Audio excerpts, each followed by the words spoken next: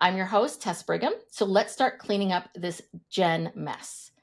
My guest today is Lanie Denslow, a cultural translator for the business world. Lanie helps professionals navigate the often unspoken rules of doing business across borders, whether it's avoiding a faux pas at an international conference or helping a new hire from Europe settle into an American workplace. She's the go-to expert on making global business feel a little less awkward. So basically, if you want to work across cultures without stepping on anyone's toes, Lanie is your person. Lanie, thank you so much for being here. I am so excited to talk to you. And thank you for inviting me into that lovely introduction. Yes.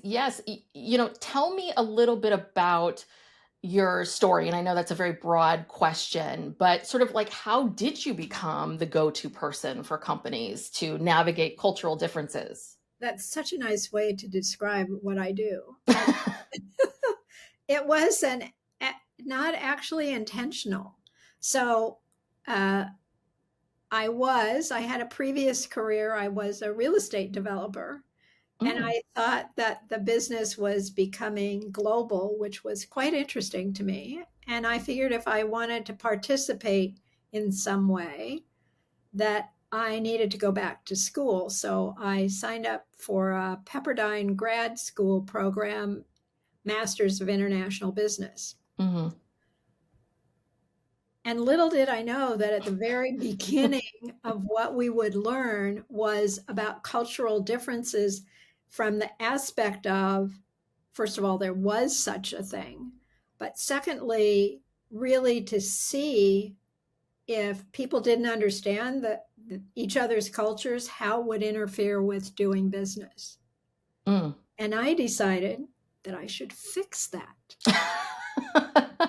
That I was on a mission, which I have not yet finished, as you could understand, Mhm. of explaining to people what culture was, how it was different, and how they could understand each other, because my goal is always that people should be able to connect with each other. Anyway, so it was an unexpected outcome of having signed up for a program. Mhm. So, and what fascinates you about other cultures? What's kept you, because you obviously have stuck, this has been what you've been focusing on for, I mean, when, can I ask you, how many years ago was it that you took the Pepperdine? Oh my God, if I tell you how many years ago, no, it was in the early 90s. Okay, so And that's, I yeah. didn't go full time into the cultural stuff. I sort of had a little wiggle to get there. Mm-hmm. I started doing some speaking, and then I got recruited to be the director of international affairs for the Fashion Institute of Design and Merchandising. Mm-hmm. My boss said, "There's nothing more global than fashion or retail, so you should come work for us and you can be international and help us and all this stuff." Mm-hmm. And while I was doing that, I was also developing a consulting practice. I've written a couple of books on the topic. Um, so, okay, now I'm lost about what did you ask me? No, this happens to me. It's okay. This happens to me all the time. Like, am I answering your question? And you are, absolutely. So this, I mean, this has been, so what's that, my question really was around, like, what keeps you going with it? It's something that you seem to be really into and fascinated by, and sort of, what is it about other cultures that captivates you? Okay, I want to take a little sideways before Sure. I promise to answer you and then I will remember the question. But let's talk about what I mean when I talk about culture, because Yes. culture is food and fashion Yes. and all kinds of things. But in this context where we talk about people connecting with each other, culture's really for each of us, it's been called the software of the mind. Mm, It's what we just know about how we're supposed to do things. How do we engage with people? How do we work? What are we supposed to, what is appropriate for us to do? mm-hmm. And when we come across someone who's doing something that we do all the time but doing it differently, it's very easy for people to say that person's wrong or they're wrong. They don't, nobody goes to, oh, I wonder if there's some cultural issue going on. Mm-hmm. So my goal is that people should be curious and think, could there be something else going on here? So that's what I mean about culture, is how people believe we're supposed to do things. Mm-hmm. And what keeps me going is that it's ever evolving, and that not everybody understands this or cares about it. And Mm-hmm. so I haven't finished my work. And it's so interesting, really. Yeah, it is. It's so interesting. And people are generally interesting. So that's what keeps me going. Yeah. I mean, that would be my assumption, which is it's what fascinates me as well, which is just people. I find people fascinating and all the different facets of that. And first semester of grad school for me, this is one of the first courses that we took, which is across cultures, right? Like understanding, this is people think differently, and different cultures have different beliefs and standards of how how things should operate at work and at home. And to me, it feels like it's part of this really important piece of that connection, that empathy, right? Just instead of assuming, just, okay, if I put myself in their shoes, Mhm. why do I think they're doing what they're doing? And I think a lot of times we don't think about culture as much as we should. That's just as much as I think it as much as we should be thinking about it. There is such this idea of, especially here in the US, if you come here, you need to adapt, adapt, adapt. Right. And there's a part of it that nobody thinks about, that they have a culture. Mm, Uh, if I asked you what's some elements of American culture, you might not really be able to tell me, because you don't think about it that way. We mm-hmm, just know this is how we do things. And every culture assumes that everybody else does things the same way. mm-hmm. Talk about Americans really assume everyone would do it our way. Yes, Um, yes. so yeah, people don't, they're, it's not something they're really aware of. We just know there's a way to do things and the wrong way to do things. I mean, that's how Yeah. we navigate the world. It's necessary to have those beliefs, otherwise it would be chaos all the time. So tell me a little bit about, because I want to dig into the generations of what you've seen over the last 30 plus years. I mean, that might be a lot, but just we could start with just, what are you seeing today with youth in other cultures? Is there a huge difference between someone from another country, another place, a Gen Zer in another country versus a Gen Zer here in the US? Yes and no. Hmm. I know you love answers Yes. like that. Really, first of all, I don't, first of all, the answer is yes and no, Hmm. because everybody's culture is different, and cultures are living, but they're around the world changing in different ways at different speeds. Hmm. Look at in the United States how much things have changed in the last 30 years. Hmm. So you can see that in different ways in different cultures.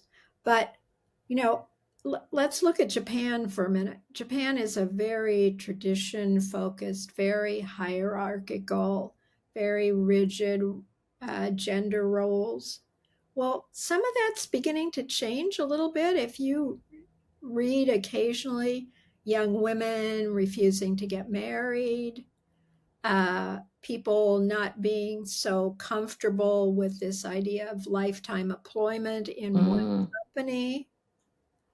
Things change that we would not necessarily consider, people pushing back against working those out, what we would consider outrageous long hours. Hmm. There's pushback about that in what we might consider pretty subtle, slow ways.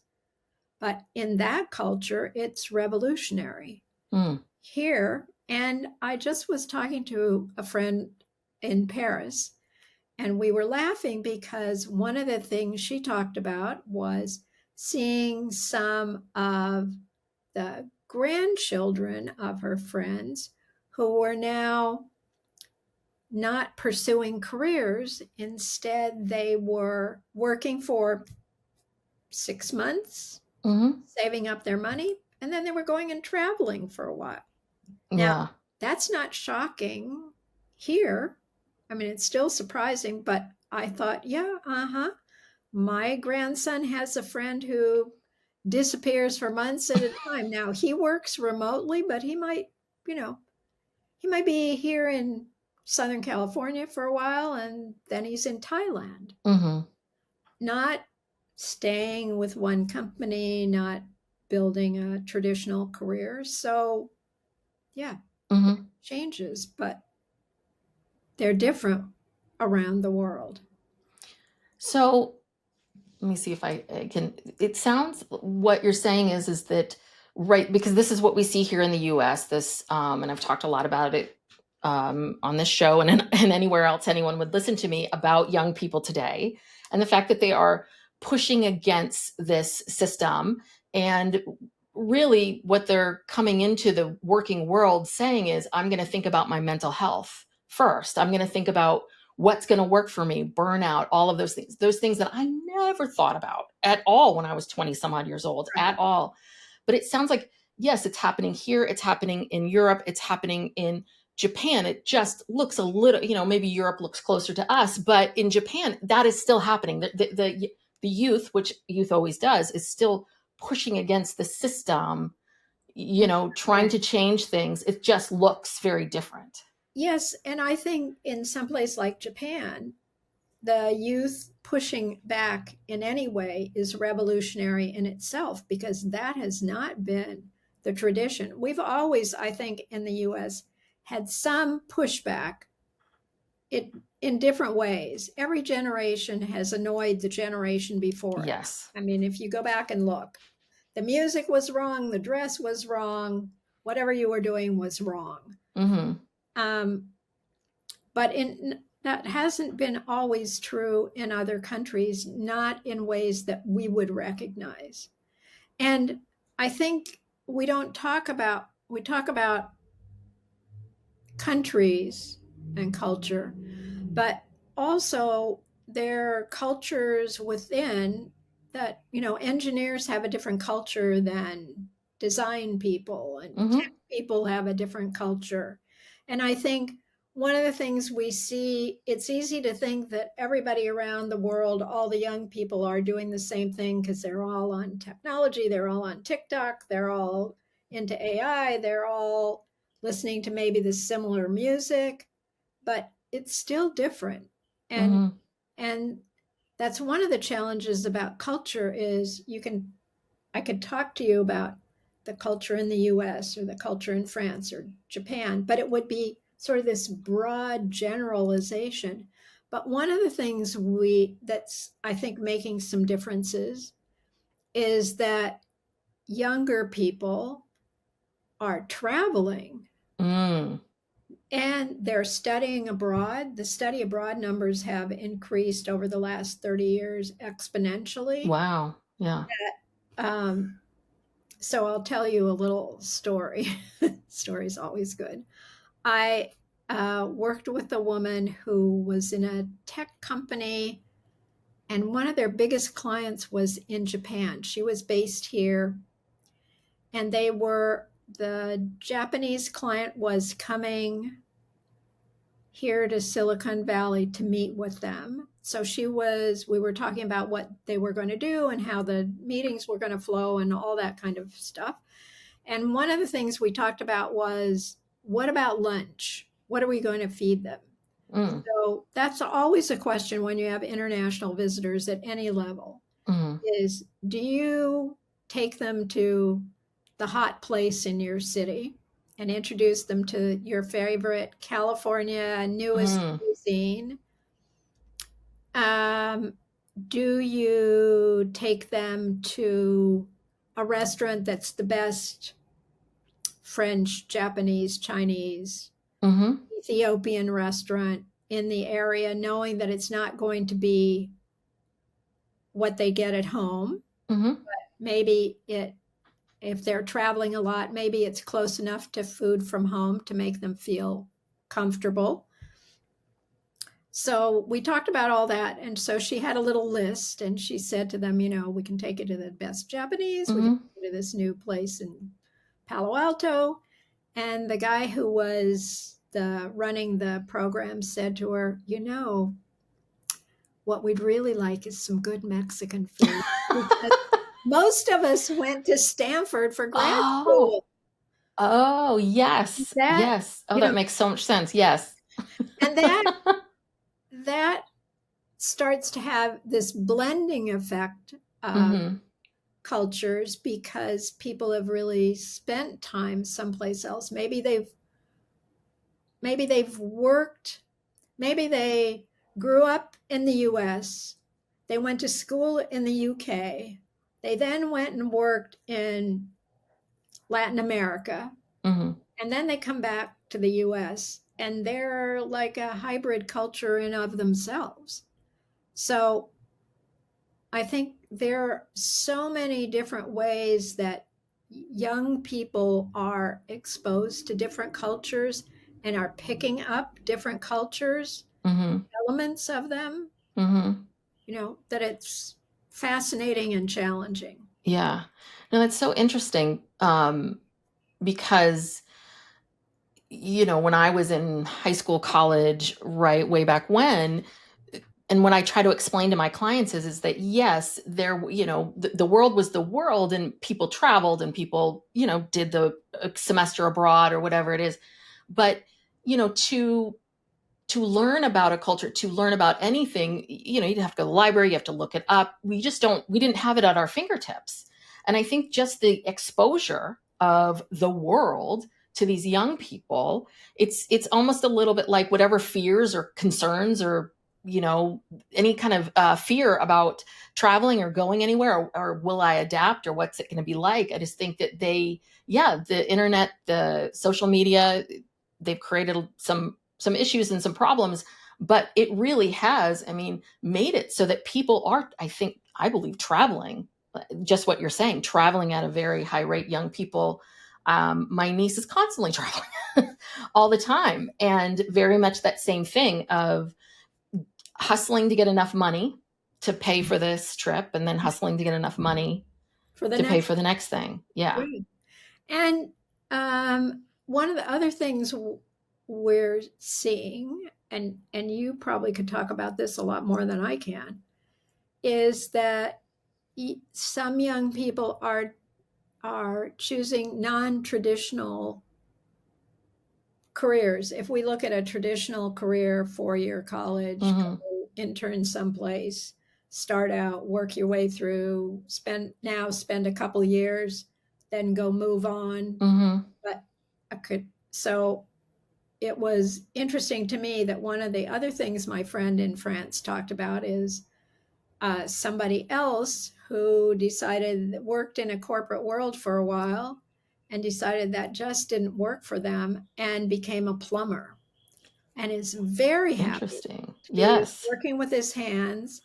And I came back and came across an article about that same thing about some American young person who Mm-hmm. also became a plumber. Mm-hmm. If you think about it, there's probably a lot more job security and upside to being a plumber today Oh, yes. than being a tech person. Yes. But the fact that people are choosing what we would consider non-traditional Mm-hmm. um, work is an interesting trend that you may be seeing more of than I would, but I was quite taken with finding the same trend happening in two different places in the world. Yeah. Yeah. No, it is. I think once upon a time, right, getting a job out of college or high school, we work there for a long time.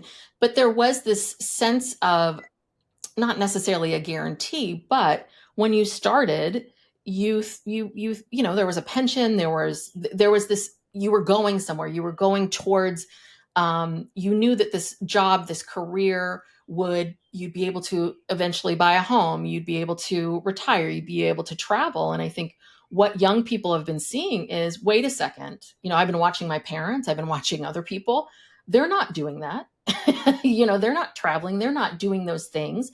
They are, and there is no guarantee. So if there's no guarantee, okay, Why do I so have to do it? yeah, why do I have to do it? And how do I, be here now? How do I just enjoy that's what I see a lot with Gen Z that I think is very different is they're they're anxious for sure, but there is a lot more of the, I'm going to enjoy my life right in the moment, not in this way of, yeah, they're doing things that are self-destructive and, it means it's going to be a problem in the future. It's just more of, yeah, I want to go to Bali. I want to go here. I want to go there. And I want to see these things. And I'm going to enjoy my life. And I think for a lot of them, just trust that they will find what that is at some point, or I, maybe never. I don't know.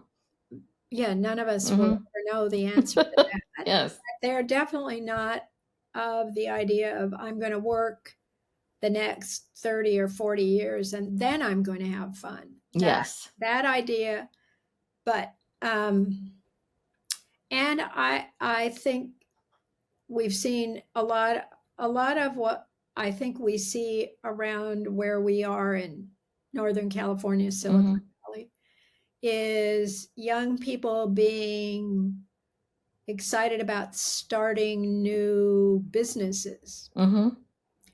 And I think that that comes from a very particular part of the American culture, which I think is always worth remembering that we are unique in this way. And that's this idea of it's okay to fail and start again. Mm-hmm. So, um, one of the women that I know who works with uh, entrepreneurs coming into the US, trying to figure out what makes it tick. Hmm. And, we talk about fail fast, fail forward. Hmm. And she said she finally translated it for her incoming groups as first attempt in learning. Mm. That's the attitude is because think about what we say to people who maybe started a company, worked for a startup, it didn't work, they're looking. And Hmm. the question we ask is, well, what did you learn? Hmm. What did you learn that you're going to take forward next time? And that is unique, I believe, to the American business culture because most other places, if you try and it doesn't work, then you're branded as a failure. Mm. And imagine how that caps innovation.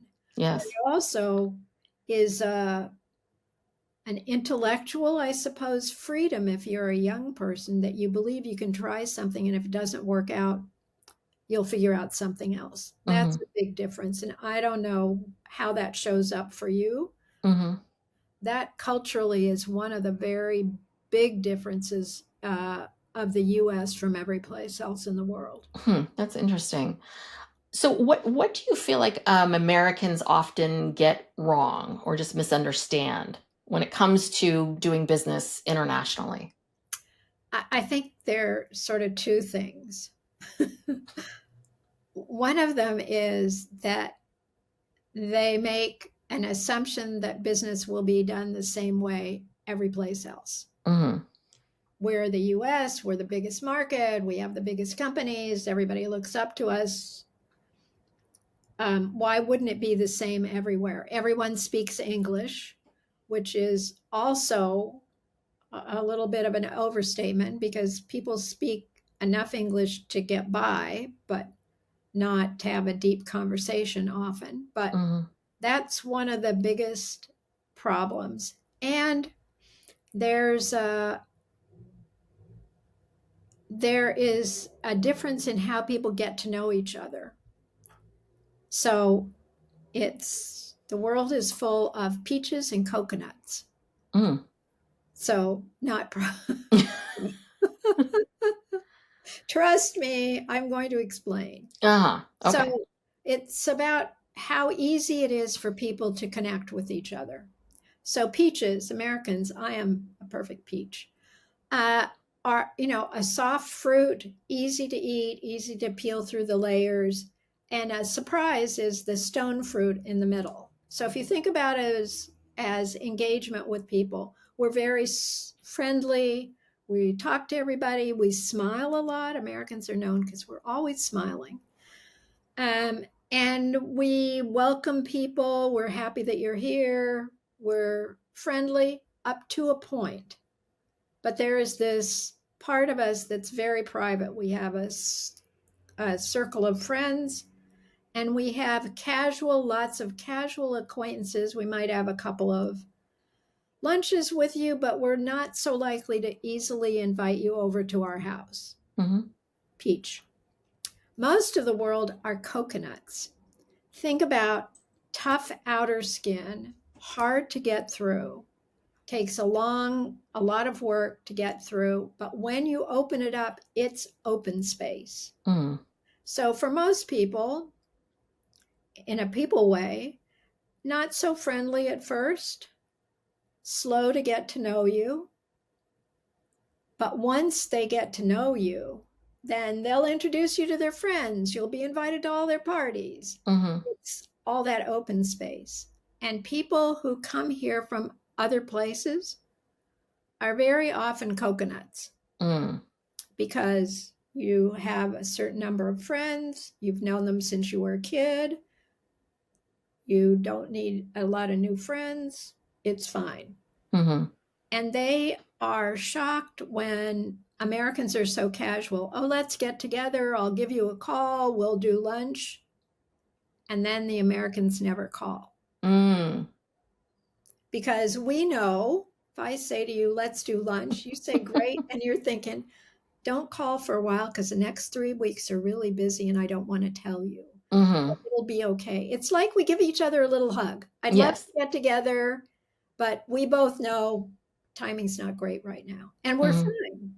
6 months from now, I see you. I say, let's get together. Let's have lunch. And we make a date. And we're fine.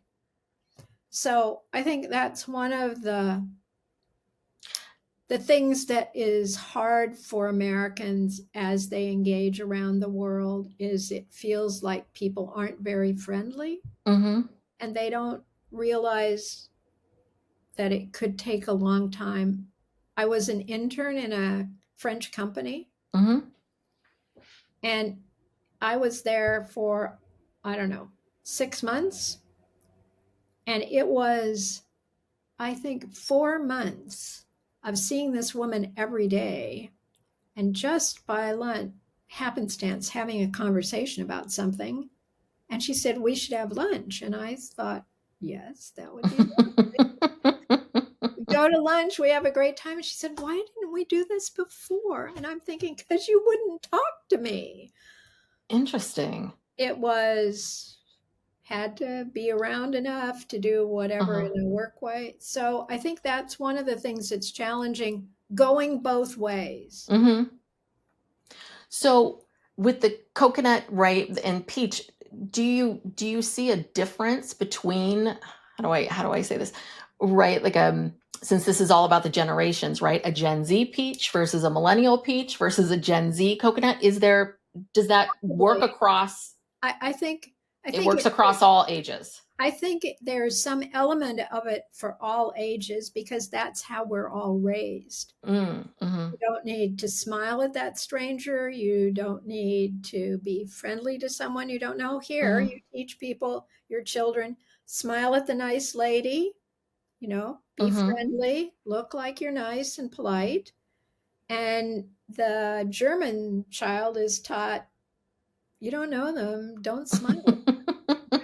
You don't need to know them. And I'm sure that some of that has changed because people engage online. There's more of that. You get to know each other in a little different way, but there's still a little, a little barrier. And Americans, we have our own little barriers too. There's a thing called Dunbar's Law about. I don't know this. She's looking at me like I no. I'm curious. It's an anthropologist did some studies about groups of people and how many people you could really be connected with. Five Mm. really close people. Yes, I remember this now. You know, Yes. 50 people is really the maximum, and over that, Mm-hmm. it was his one of the things he talked about was if you were out having drinks and somebody that you knew came in, would you invite them to join you or not? Mm. And there's a little limit in how flexible that is. But Mm-hmm. I don't know. I took a sidestep and I'll come back. Yeah, no, because is that also it's Jim Rohn, right? Isn't he? You're, oh wait, he's the one that's the five. You are the five people that you spend the most time with, Oh, that's right? interesting. Yeah, Yeah. that's. I think that's him. I have heard about this one with Denbach. about five people because it's funny. This comes up a lot with my clients who are right now. It's my clients who are millennials who are in this place of they're married, they're having kids, and they're like, I used to have so many friends. I used to have this big life. And I think a lot of times what you forget is, yeah, you've got this partner, that's one, and then you've got a child, and depending on how many kids you have, right, that takes. You used to have all the time in the world for friends, but now you don't, Yeah. and that's always a big shift for people. And to be able to see that it's not how the rest of your life's going to be, but while your kids are little, and that they will be taking up a big chunk of your time and energy. That's just, yeah. And that the people that you're going to be with, that next 10 or 12 people, are likely in some way connected to the kids too. Yes. And that's just, but that it is really impossible to have close relationships beyond a certain number of people because you just don't have what we would call the bandwidth. Mm-hmm. And So that, oh, sorry. Go no, your turn. on.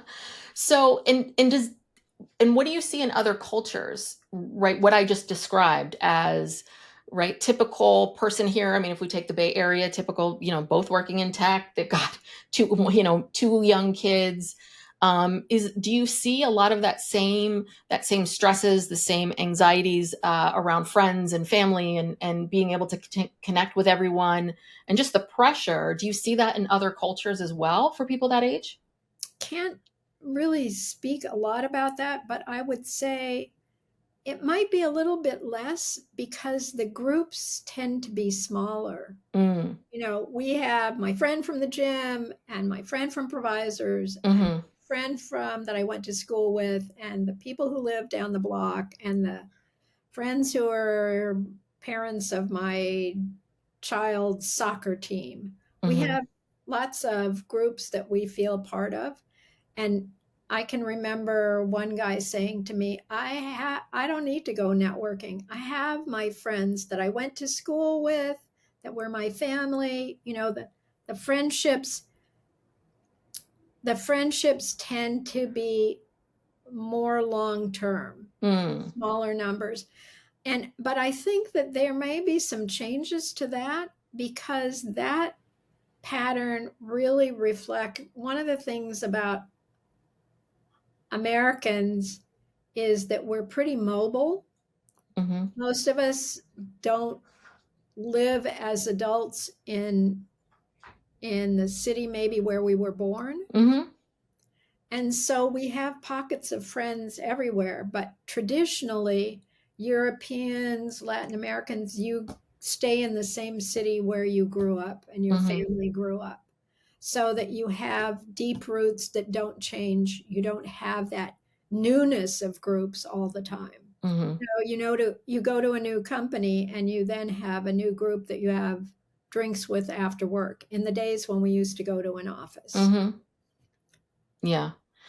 I was just because I know, well, I know in Europe, I don't know about other countries, right? They're exactly what you're saying, which is that people do tend to stay, where they grew up, and that it is much more common for there to be parents and grandparents and everybody living under, one roof. My grandfather, who's now passed, he was born in Berlin, raised in Holland, and his mother, my great grandmother, towards the end of her life, she was in London, and she had this, one of these like three flats, Uh-huh. and at the top, she was at the top, and her daughter was in the middle, and then there, and her grandson, was at the bottom. And you see a lot, and I remember her talking about that this is much more common here, that we're all together.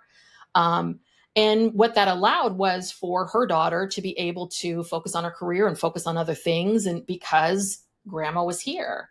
And I had a very similar situation in Berkeley, because my husband and I, just when I had my son, we were living next door to my mom, and then we ended up staying there for much longer. Like, we really outgrew the place, but it was so good. It was so good, and it helped my son establish this really special relationship with my mom. It just made her so, it just helped. She is a early education teacher, so it just made her so happy, and they had this bond, and it was great for my husband and I as well.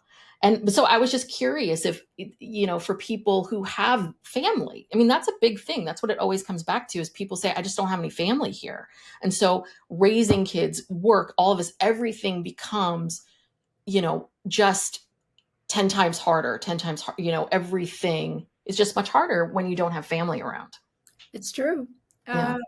I think that's changing because people everywhere are a little more mobile now. Yeah. And they come and they work in the United States, or they go and they work in London. And if, people move around more than they used to, but there still is that tradition of there's a family home that everybody goes to for a holiday or a weekend. Mm-hmm. You know, Yeah. it's complicated everywhere. Yes. Yes. So I want to get back to the generations for a bit, because we're here to clean up the mess and the Gen mess. So first, though, I would love to hear about, what do you think leaders should be doing to be more culturally competent? They should be, for themselves and for them staff, doing some training. Mm-hmm. Uh, and being a being aware, first of all, thinking about it, but everybody needs some training. Mm-hmm. And would be one thing that people can do. Some big companies who are multinational, multi-global, when they have a senior manager come in who's going to have international responsibility, they find them a cultural coach to Mm-hmm. help them understand how things work in another part of the business environment because there are cultural differences. Mm-hmm. Um,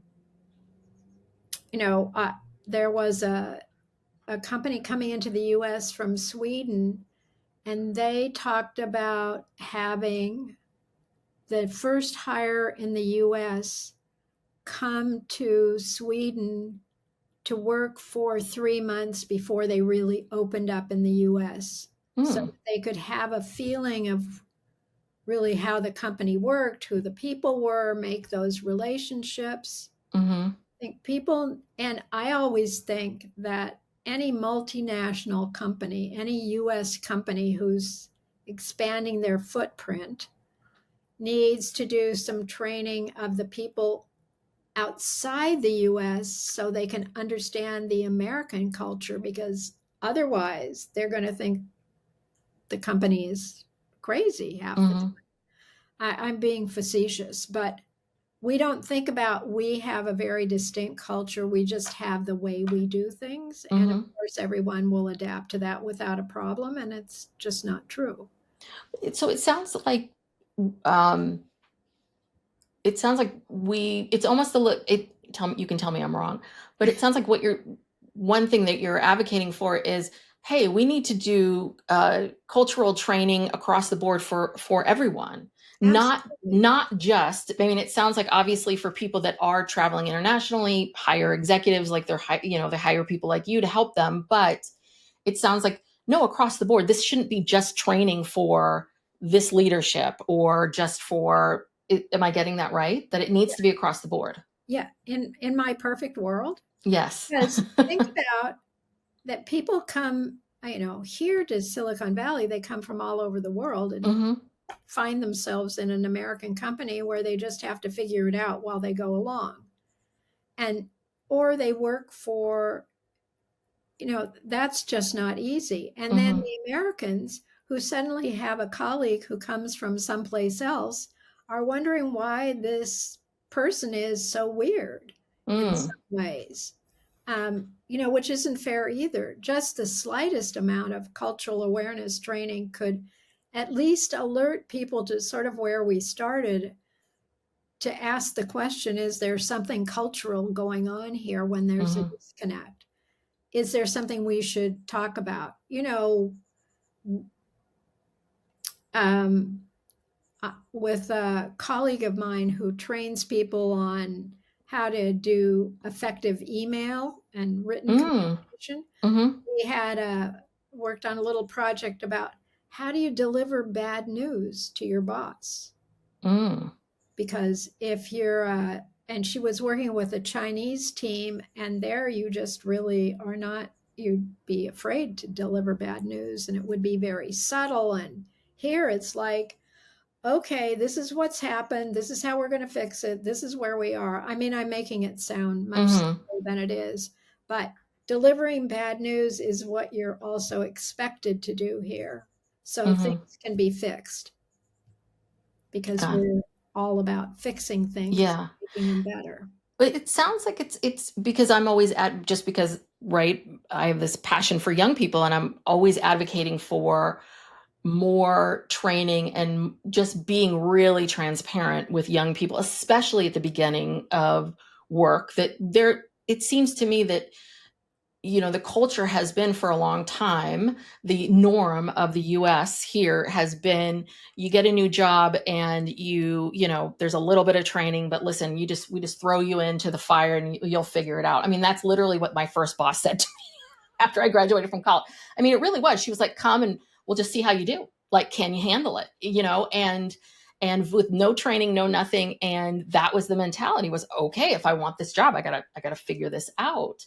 But what we're seeing now with young people, especially, is many of them graduating during COVID, never working in an office or everything being hybrid. And we're expecting them to understand the modern workplace without any of that context or understanding.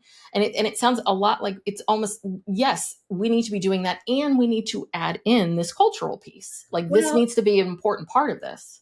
and what they miss is the culture of the American workplace. And Mm-hmm. then people don't want to hire them because they don't know. And how the heck you think they're ever going to learn unless you explain to them Yes. there's some sort of rules of behavior? And it's Yes. so unfair. Yes. So, as I mentioned, it's all about cleaning up the gen mess. So what advice, or how do you think we should be cleaning up the gen mess? And I would love to hear, both across generational lines, through cultural lines. What do you mean by gen mess? What mess are we trying to clean up? Well, Don't understand. yes, I don't no, want to answer you until I have a better feel for the question. all good. So when I talk about mess, and really it's an exaggeration, obviously, but it's, when I talk about mess, it's just the tensions that various generations have in the workplace right now, in terms of work, how to approach things. I mean, the biggest one that, and I talked about this earlier, right? The biggest one that we're seeing is that Gen Z is really entering the workforce with a um, different work ethic, different priorities, different, right? They're coming in again, we're assuming that everyone who's coming into the workforce wants to get a job that they're going to work, and then they'll buy a home and they'll have a family and they'll retire, right? And have this very traditional way of living. And what we're seeing now with young people is they're going, no, the world is different and I don't necessarily want to do that, or there are no guarantees, so I'm not going to do that. That's the biggest thing that I see today of the younger generation and older generations, is they're really coming in with a different attitude about work. So I'm just curious about, just in terms of your work, what do you see are the, it's a better way of saying this. I want to get a sense from you. What would you do if someone hired you, let's say, to come in and we have all these generations and they're from different cultures and we need your help? What would be sort of the number one piece of advice that you would give to an older person who has a young group of young staff, let's say, just for Gen Z?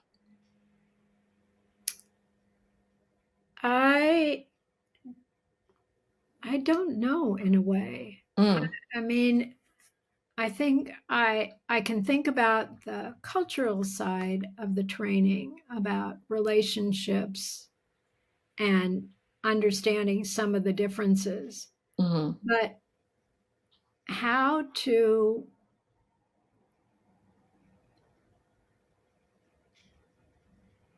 I think some of it is simply training both ways.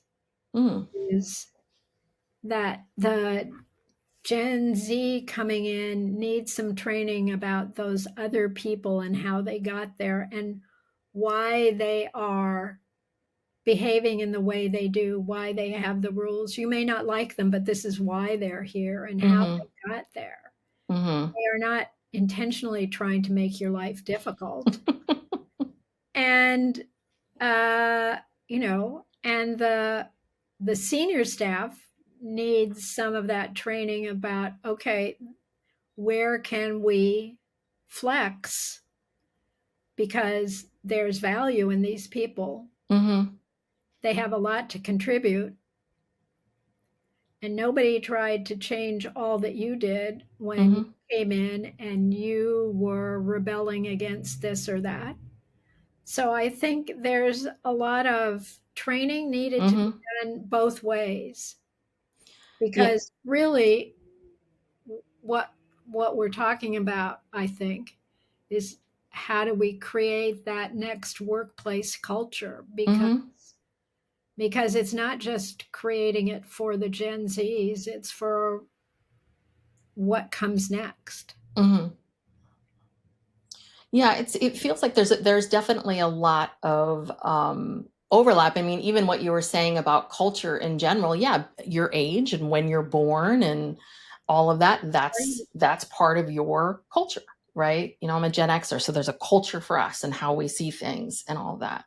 Well, so tell everyone, thank you so much for being here. Tell everyone where they can find you or anything that you want to promote or plug or talk about that's in your world. People can find me online. They can find me at Lanie, Lanie, at worldwiseonline.net. Happy to hear from people. They can find the books I've written about culture and business. One's called Working with Americans, an attempt to explain some of the things we Americans do that, let's say, puzzle other people, Mm-hmm. Yeah. make it easier for people to understand. And one titled Worldwise, What to Know Before You Go. It's a look at cultures around the world. It's a little bit dated, but the cultural part is still pretty clear. Mm-hmm. Um, so if you're starting to think about doing business across borders, it might be a useful book to read. Yeah. And if you have questions, just send them to me and I'd be happy to answer questions and refer other sources of information if you want them. Yeah. Thank you so much. And thank you everyone for tuning in to the Gen Mess with Tess. Remember, we're fixing the Gen Mess one conversation at a time.